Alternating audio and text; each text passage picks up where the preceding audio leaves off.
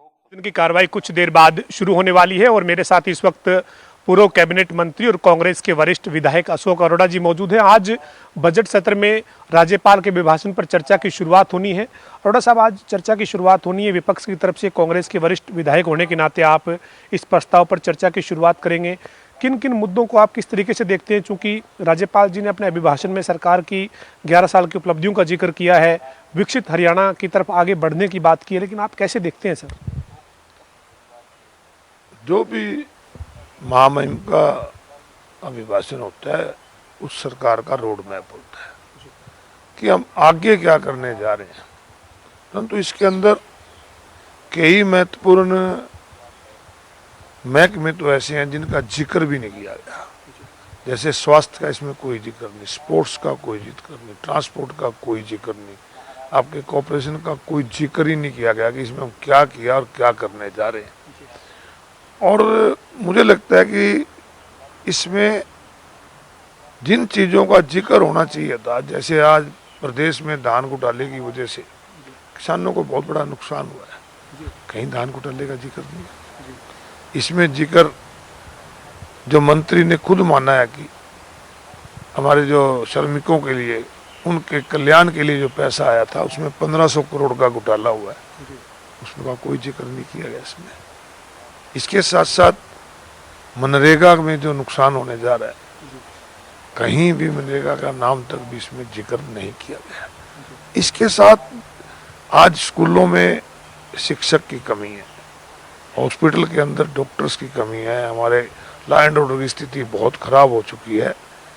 इन सब चीज़ों पे सरकार को आईना दिखाएंगे। HKRM के माध्यम से जिस प्रकार से युवाओं को आज उनके भविष्य को अंधकार में किया जा रहा है, आज पक्की नौकरियां दी नहीं जा रही, आज HPSC के उस पर सवाल लगता है, उसकी कार्यप्रणाली पर कि किस प्रकार बाहर से लोगों को यहाँ पे लगाया जा रहा है।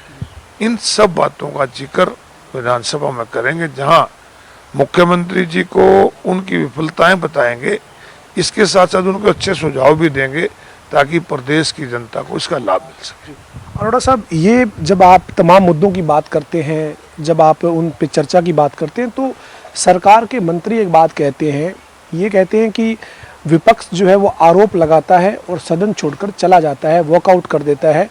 उनका ये कहना है कि विपक्ष को बात रखनी चाहिए लेकिन फिर जवाब भी सुनना चाहिए। ये बात सत्ता के नशे में चूर हो गए लोग कहते हैं। विपक्ष भी और सत्ता पक्ष के विधायक भी लोग चुन के भेजते हैं। हम उनकी हर बात सुनने को तैयार हैं, परंतु जिन चीजों का जवाब मांगा जाए वो जवाब भी तो देना चाहिए। मुख्यमंत्री जी 1.5-2 घंटे भाषण देते हैं, परंतु जिन बातों का जिक्र हम करते हैं उनका नहीं करते। मुझे उम्मीद रखूंगा कि इस बार जो बातें उठाई गई हैं, जो जनता के हित की बातें हैं, हम सरकार के सामने रखेंगे तो मुख्यमंत्री उसका जवाब देंगे। सर, एक और सवाल है सर, 500 करोड़ से भी ज़्यादा का एक बैंक में फर्जीवाड़ा हुआ है, निजी बैंक है IDFC, और उसमें हरियाणा सरकार का 500 करोड़ से भी ज़्यादा का जो वो उसमें पैसे में जो फर्जीवाड़ा हुआ है। अब इस पूरे मामले को आप क्या बजट सत्र की आज की कार्रवाई में चर्चा में उठाएंगे क्या? और दूसरा, इतना बड़ा फ्रॉड हो गया सर, सरकार या फिर सरकार के जो विभाग हैं वो उनको भनकते नहीं लगी?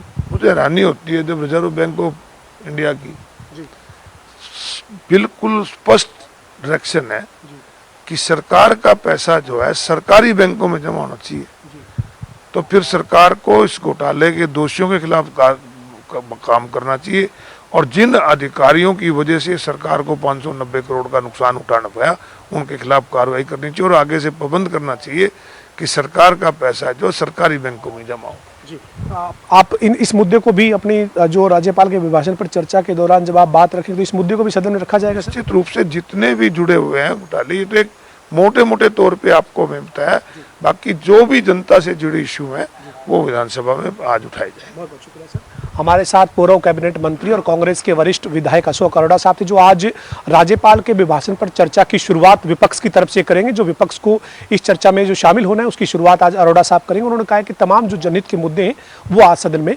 उठाए जाएंगे। वीडियो जर्नलिस्ट विजेंद्र सिंह के साथ पवन सिंह और जनता TV, चंडीगढ़।